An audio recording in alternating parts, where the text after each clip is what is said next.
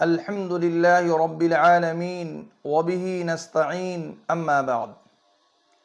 شعبان المعظم کے مہینے میں ایک رات آتی ہے جس کو ہمارے دیار میں شب برات کے نام سے جانا جاتا ہے۔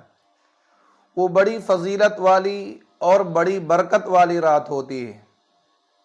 اس بابرکت اور باعظمت رات کے سلسلے میں حکیم الامت حضرت مولانا اشرف علی تھانوی علیہ الرحمہ اپنی مشہور و معروف کتاب اصلاح الرسوم صفحہ نمبر 134 پہ فرماتے ہیں کہ نصف شعبان یعنی شب برات کے سلسلے میں جتنی بھی احادیث مروی ہیں ان سے صرف 3 اعمال ثابت ہوتے ہیں۔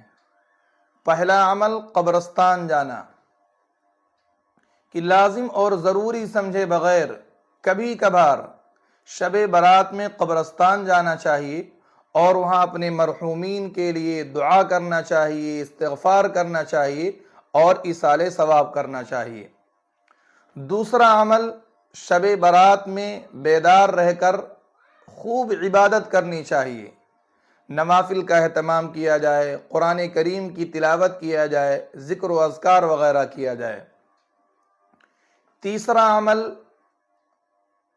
شعبان کی 15ویں تاریخ کو روزہ رکھا جائے۔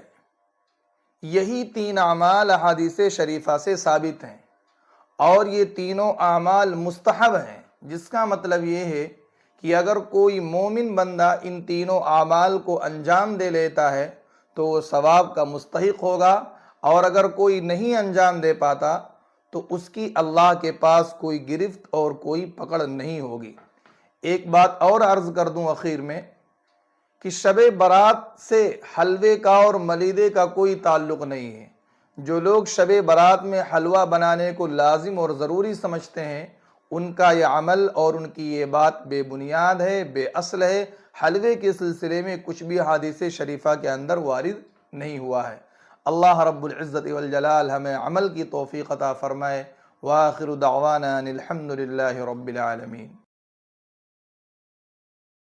Like, comment, and subscribe.